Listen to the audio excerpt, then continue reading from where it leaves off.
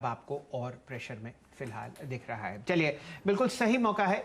एक बहुत ही जाने माने निवेशक श्री नीलेश शाह साहब का स्वागत करते हैं।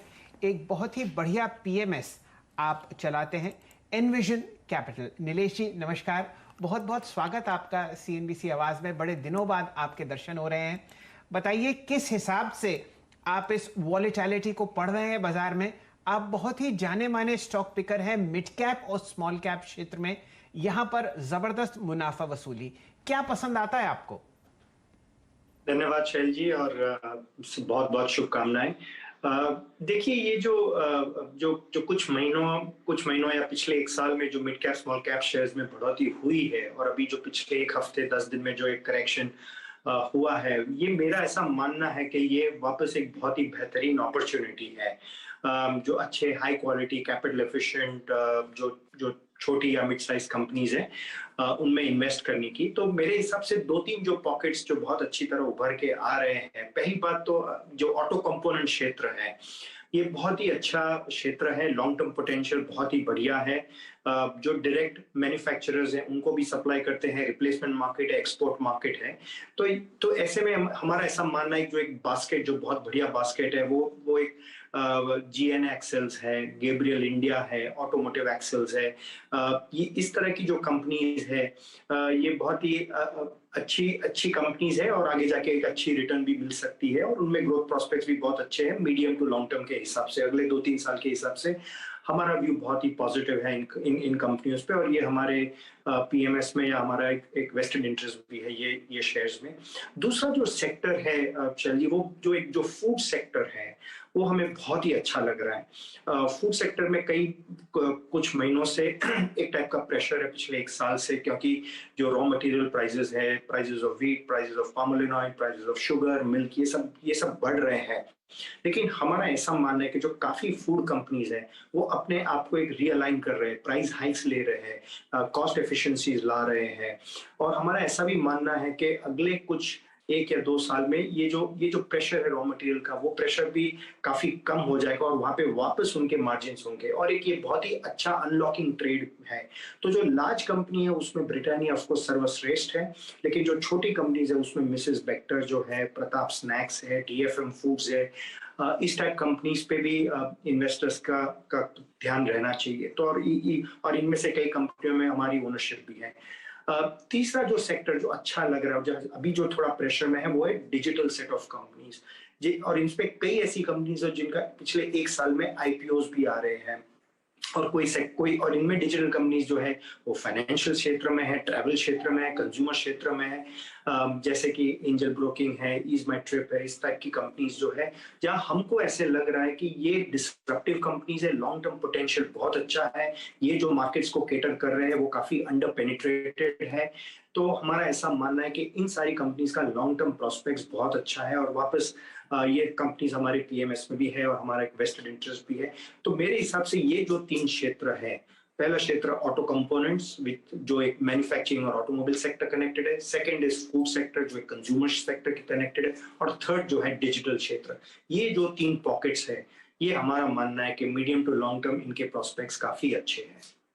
तो ये बात तो समझ में आई कि मिड कैप्स में अगर आप बढ़िया बैलेंस शीट और एक पिटा हुआ स्टॉक रिलेटिव उसके ऑल टाइम हाई पर खरीदें, वहाँ पर आपको अच्छा रिटर्न आता हुआ दिख सकता है। और 9 नाम आपको नीलेश शाह साहब लेते हुए दिख रहे हैं।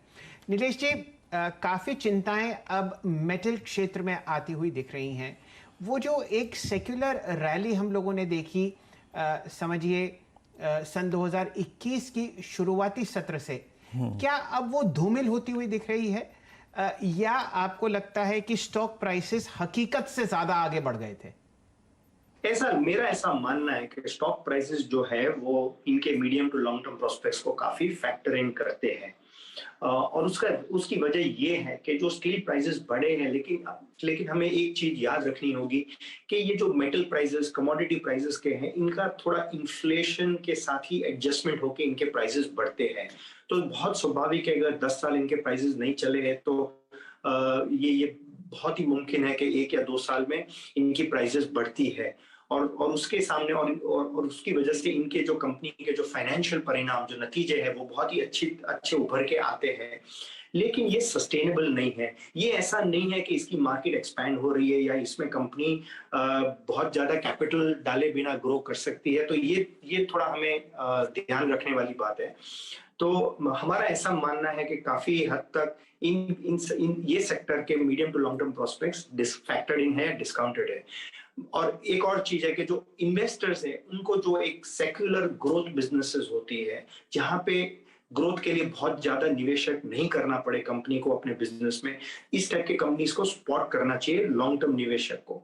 बाकी जो ट्रेडर्स हैं उनके लिए ऑफ कोर्स ये मेटल शेयर्स बहुत ही बढ़िया वॉलेटिलिटी देती है, तो उनके लिए बहुत बढ़िया है, लेकिन इन्वेस्टर्स के लिए खास करके ये लेवल पे लॉन्ग टर्म पर्सपेक्टिव के हिसाब से ये क्षेत्र अवॉइड करना चाहिए।